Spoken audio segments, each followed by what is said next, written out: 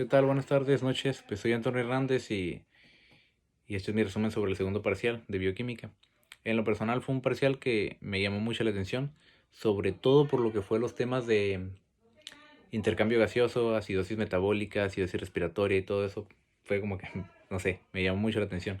Igual ahorita voy a abordar ese tema. Pues voy a empezar con lo primero que vimos en el parcial, que fue lo de la contracción muscular. Y pues no lo abordamos muy a fondo, y además de comentar nada más la calmodulina y que era como una clase de transporte, un taxi. Pero en sí lo que más a fondo llegamos fue lo de eh, cómo se daba la contracción muscular, que ya lo hemos visto en otros cursos. No siento que no es tan importante en este caso, pero pues en sí vimos la miocina específicamente, cómo se une al sitio de unión con la actina, porque se mueve la tropamiosina, cuando llega la calmodulina con el calcio, etcétera. Entonces, pues hablando de la miocina, hacía pues la mayor parte del proceso en lo que era la contracción y sobre todo lo que era ¿cómo se llama? La hidrólisis del ATP. Y pues es una proteína de tipo pues globular, redonda.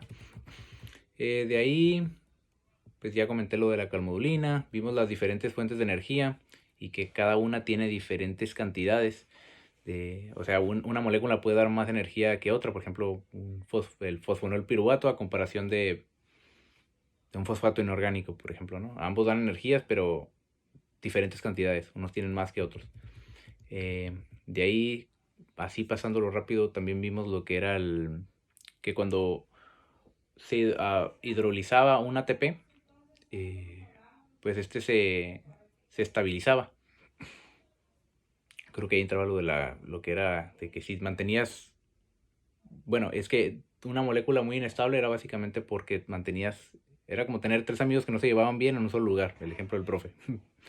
Y era básicamente eso, al liberar un fosfato inorgánico, quedaba el ADP y era una molécula más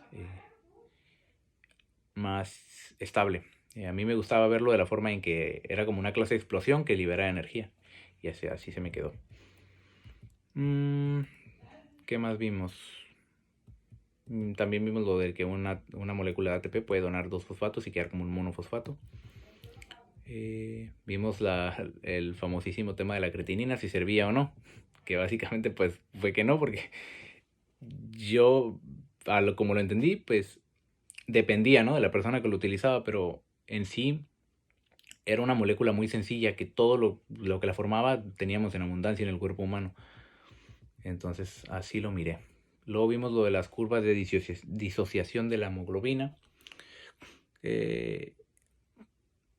Pues en lo que más se me quedó fue el meme del Elmo, como la hemoglobina tenía más afinidad por el dióxido de carbono por el monóxido de carbono, perdón, que por el oxígeno. Y lo relacioné mucho a los temas de incendios y cómo te podías intoxicar con el monóxido de carbono, y etcétera. También como lo del tema de la hemoglobina, que por ejemplo en una hipoxia grave tu cuerpo pues está solicitando oxígeno, no tienes oxígeno y los músculos lo que hacen es literalmente arrebatarle todo el poco oxígeno que está entrando, se lo arrebata la hemoglobina y se lo queda todo. Entonces es como que te estás muriendo, pero pues tus músculos están bien. Un poco contradictorio ahí, pero así funciona el cuerpo humano. En sí, lo de la glucógeno fosforilasa, lo más relevante en sí, claro que también ahí incluye lo de los carbohidratos simples y complejos, ¿no? Y es un tema importante, pero relacionado con enfermedades, la que recuerdo era la deficiencia de la glucógeno fosforilasa en el músculo, que era la enfermedad de McCarle. En el caso en el hígado era la enfermedad de Hertz.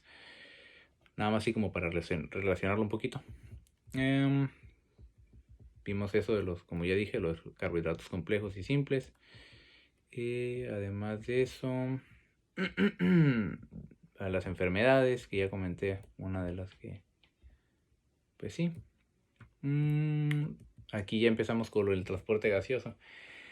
En lo personal, en el examen me pudo haber ido mejor, ¿no? Pero igual siento que no me fue tan mal. Con lo que yo me confundí, lo único que me confundí fue lo de ácidos y bases. Tengo muy seguro que el tema lo comprendí totalmente, pero me confundí al momento de elegir las respuestas en cómo estaban acomodadas en el examen, pero de ahí en fuera pues, no me siento mal, pues me siento mal porque la saqué mal, ¿no? En el examen, pero me siento bien porque siento que sí dominé el tema y pues me quedé muy grabado el tema de que un ácido era aquella molécula que tenía la propiedad de donar, eh, pues sí, de donar un hidrógeno, perdón, y la base era la que tenía la propiedad de recibirlo o aceptarlo. Sí, yo creo que a grandes rasgos es eso, con que entiendas eso ya entiendes todo lo demás. En sí lo de alcalosis y acidosis respiratoria me encantó, me gustó mucho ese tema. Cómo con una prueba te puedes dar cuenta de si está padeciendo, incluso desde cómo fue que llegó el paciente, por ejemplo, a una sala de urgencias, ¿no? Hay varias, bueno, yo investigué por mi parte un poquito más y había de las casos más frecuentes y te decía, ok, si viene por esto, lo más probable es que sea una acidosis respiratoria. Si viene por esto, lo más probable es que sea por una alcalosis respiratoria. Y ya cuando estábamos hablando de alcalosis o acidosis metabólica, era porque ya era un mecanismo de compensación y estamos hablando de algo más serio, porque quiere decir que la respiratoria no pudo compensar. Entonces, desde ahí me llamó mucha la atención cómo cuando había una acidosis tendías a hiperventilar para eliminar CO2 o como cuando había una alcalosis tendías a hipoventilar para tratar de acidificar, eh, el órgano, bueno, la sangre, acidificar en general, pues, pero y luego como el bicarbonato funcionaba como un mecanismo de compensación también, por ejemplo, cuando había una acidosis. Y, y ya, en sí fue un parcial que la verdad me llamó mucho la atención, me gustó, espero que el tercero también, pero pues sería todo por mi parte. Gracias.